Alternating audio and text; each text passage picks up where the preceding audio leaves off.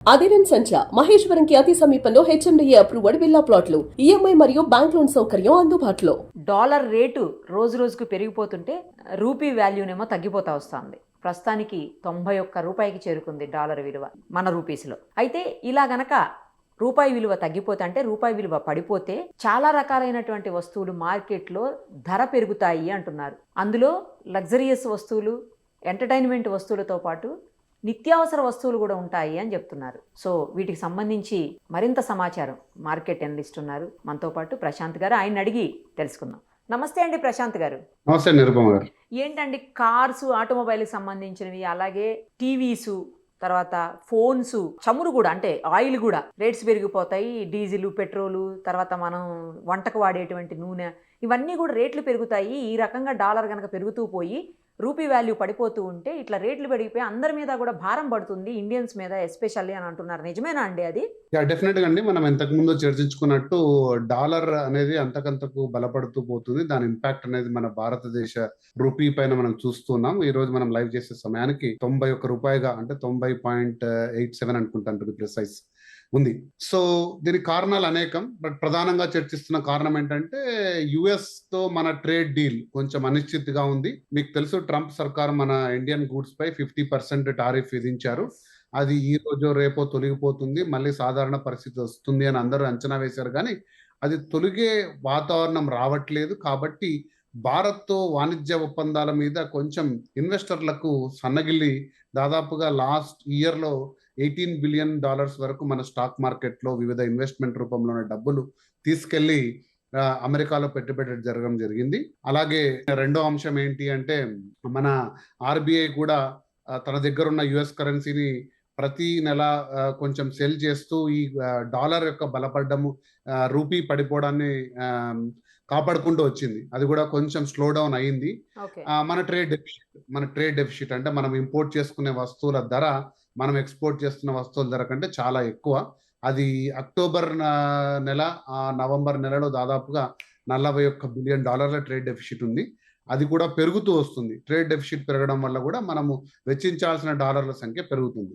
So ఇది పలు కారణాలు, ఇంకా చాలా ఉన్నాయి, బట్ ఇవి ప్రధాన కారణం. బట్ మీరు అడుగుతున్న పాయింట్ వరకు మనం వస్తే, మనం ప్రధానంగా చూడాల్సింది ఏంటంటే, మనం ఇంపోర్ట్ చేసుకునే ధరలు ఖచ్చితంగా వాటి విలువ పెరగకుండా, అంటే సాధారణ విలువ, నేను ఇంపోర్ట్ చేసుకుంటున్న ఫర్ ఎగ్జాంపుల్ ఒక క్యాల్కులేటర్ అనుకోండి, ఇది 30, దీని ఏమి మార్పు ఉండదు, దీంట్లో ఎటువంటి కొత్త పదార్థం ఏమి యాడ్ కాదు, కానీ దాని రేటు మారిపోతుంది. సో ఎందుకు అంటే డాలర్స్ తో ఎక్స్చేంజ్ వాల్యూ వల్ల.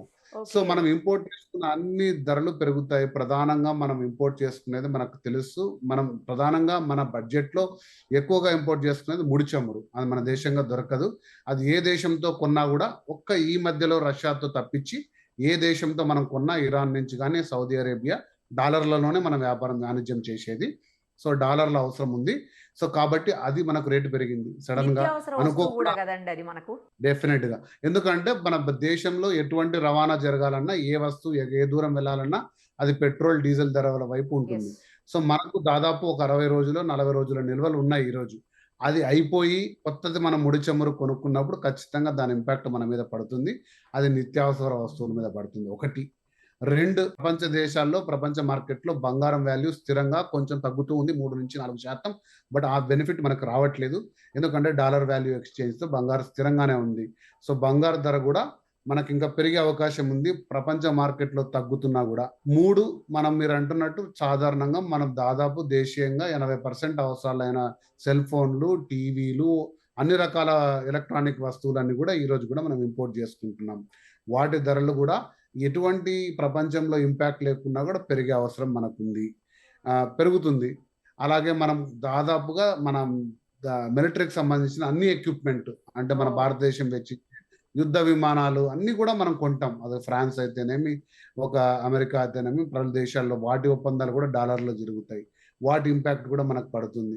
ఇలా మనకు తెలిసి తెలియకుండా చాలా వస్తువులు, ఆటోమొబైల్స్, మనం వాడే కార్లు, బైక్లు, చాలా మటుకు మనము దేశీయంగా తగ్గిస్తూ మనం ఈ రోజు ఇంపోర్ట్స్ వైపు చూస్తున్నాం. మనం వాడే ప్రతి బ్రాండ్, అది కియా అయితేనేం, వోల్వో అయితేనేం, బెంజ్ అయితేనేం, టొయోటా అయితేనేం, మనం మార్కెట్ చూసే ప్రతి కారు దాదాపుగా కూడా మనం ఇంపోర్ట్ చేసుకున్న వస్తువుల మీద ఆధారపడుతుంది.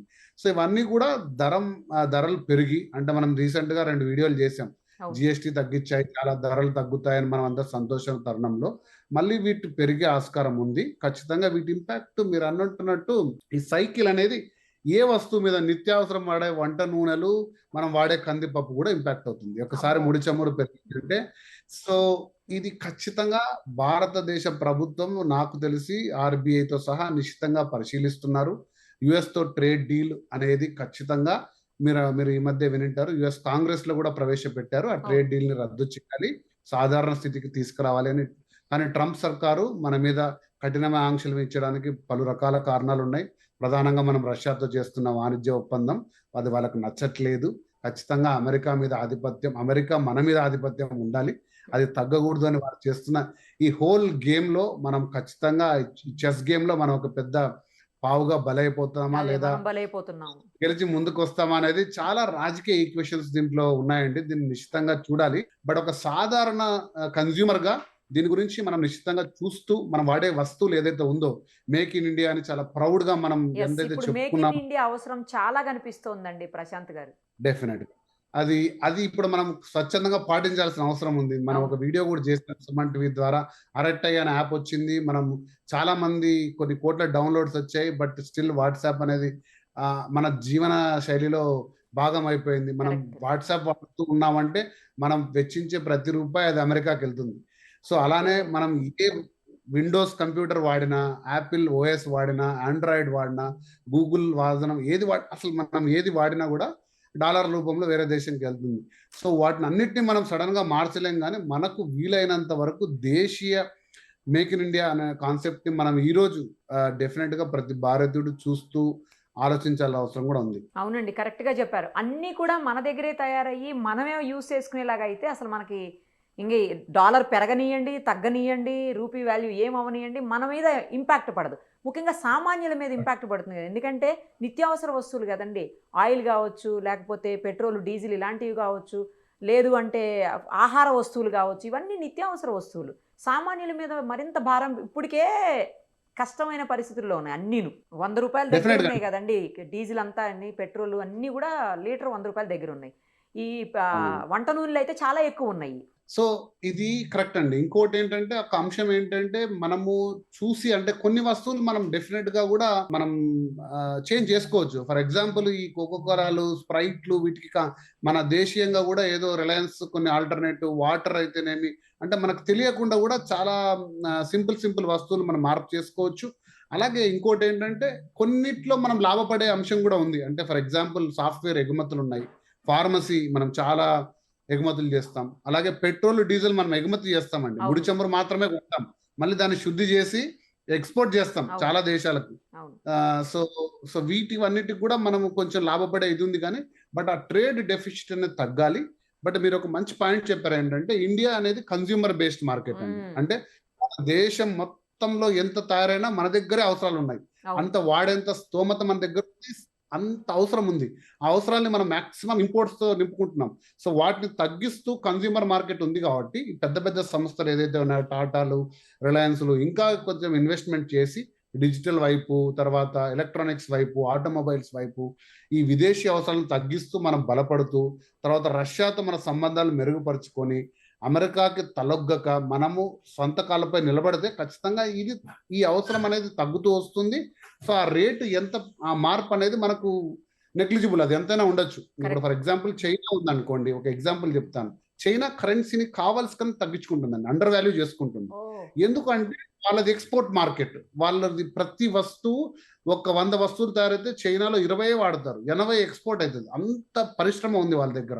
కాబట్టి వాళ్ళకు అవసరం. వాళ్ళ వాల్యూ తక్కువ ఉంటేనే బయట కొంటారు. కరెక్ట్. సో కాబట్టి మనం అనుకోకుండా మనం తగ్గించాలని మన ప్రభుత్వం అనుకోవట్లేదు, ప్రజలు అనుకోవట్లేదు. అవును. సో కాబట్టి దీన్ని అందరూ కూడా అంటే సీరియస్ గా స్టడీ చేయాల్సిన అంశం. ఏదో పెరుగుతుంది నాకేమైతుందిలే అనుకుంటే కాళ్ళ దగ్గర ఉన్న నీళ్లు మెడ వరకు చేరే రోజులు చాలా ఫాస్ట్ గా వస్తే మీరు ఒక మంచి టాపిక్ తీసుకున్నారు. బట్ ఇది అందరికి కూడా లోతుగా అనలైజ్ చేసుకొని అర్థం చేసుకోవాల్సిన అంశము. అందరికి కూడా ఈ విషయ పరిజ్ఞానం అనేది ఖచ్చితంగా తెలుసుకోవాల్సిన అంశం అని నేను అనుకుంటున్నాను. ఇంకొకటి కూడానండి. ఇప్పుడు రూపాయి ఇంతగనం పతనం అవుతున్నటువంటి ఈ సందర్భంలో ఖచ్చితంగా దేశీయ వస్తువులేయి, మన దగ్గర అసలు ఏయి తయారవుతున్నాయి, ఏటిని మనం వాడే అవకాశం ఉందనే దాని మీద కూడా పూర్తి స్థాయిలో అవగాహన కూడా కల్పించాల్సిన అవసరం ఉందండి. ఇంకా పూర్తిగా అసలు ఏది ఎక్కడ మన దగ్గర తయారవుతుందా, ఇది ఇండియాదేనా ఫారిన్దా అని చాలా కంపెనీస్ సంబంధించిన ఐటమ్స్ గురించి అసలు తెలియదు ఎవరికి. ఇప్పుడు వరల్డ్ అనేది మనం ఖచ్చితంగా ఒక వీడియో ఖచ్చితంగా చేద్దాం దాని గురించి. Interesting subject. ఎందుకంటే ఇప్పుడు ఫర్ ఎగ్జాంపుల్ నేను ఒక బాటిల్ చూసాను అనుకోండి, దీని ముడి ఎక్కడి నుంచి వస్తుందో ఓకే చెప్పలేం. ఫర్ ఎగ్జాంపుల్ ఇప్పుడు ప్రతి సాధనం మనం ఇంపోర్ట్ చేయండి ఇండియాలో. ఎందుకంటే ఏ ఫ్యాక్టరీ రన్ కావాలంటే హైయెస్ట్ కోల్ బొగ్గు అవసరం. ఆ బొగ్గు మళ్ళీ ఆస్ట్రేలియా నుంచో చైనా నుంచో తెప్పించుకుంటున్నాం. సో ప్రోడక్ట్ ఇక్కడ తయారైనా ప్రతిది కూడా ముడి సరుకు అనేది మనం ఫారెన్ నుంచి తెచ్చుకుంటున్నాం. సరే బై ప్రోడక్ట్ మనం ఈరోజు తయారు చేయొచ్చు ఒక బాటిల్, బట్ దాని అవసరాలు ఏంటి, ఎటువంటి దానికి మనము ఇక్కడ వాడుకోవచ్చు, ఎలా మనం ఈజీగా మనం షిఫ్ట్ చేసుకోవాల్సింది. ఇందాక చెప్పాను ఒక్కొక్కలా దాల్చుకోవాల్సిన అవసరం మనకు లేదు. ఓకే, సో అది వాడేప్పుడు దాని ఆల్టర్నేటివ్స్ ఏంటి, మనకి ఏమున్నాయని చిన్న చిన్న మార్పులు చేసుకున్నా మన దేశం మీద కొన్ని లక్షల కోట్ల రూపాయల లోడ్ మనం తగ్గించవచ్చు, ఇంపోర్టింగ్ లోడ్లు. సో అది ఖచ్చితంగా మనం అందరం కూడా చేద్దాం ఒక వీడియోని. మనం అన్ని కూడా లిస్ట్ తీసుకొని అట్లీస్ట్ అవగాహన కోసం అసలు ఏ వస్తువు మనం వాడుతున్నాం. ఎందుకంటే చుట్టుపక్కల మీరు చూసారంటే మీరు వాడే TV, mobile, computer, okay sofa, furniture 90% water bottle ఏది ఎక్కడ వస్తుందో అసలు తెలియని పరిస్థితి ఉంది. అన్ని ఇంపోర్ట్. సో వాటిలో వేటిని మనం మార్చుకోగలము, ఎంతవరకు మనం దీంట్లో చేసుకోగలం అనేది డెఫినెట్ గా ఒక వీడియో చేద్దాం. మరి మంచి థాట్ ప్రొవోకింగ్ అంటారు చూసారా, అటువంటి సబ్జెక్ట్ ఇది ఖచ్చితంగా మనం చేద్దాం. తప్పకుండా అండి. థ్యాంక్ యూ అండి. Thank you so much. మరిన్ని అప్డేట్స్ కోసం నిరుపమ సుమన్ టీవీ ఇన్స్టా పేజ్ని ఫాలో చేయండి. సుమన్ టీవీలో మీ పర్సనల్ అండ్ బిజినెస్ ప్రమోషన్స్ కోసం కింది నెంబర్కి కాంటాక్ట్ చేయండి.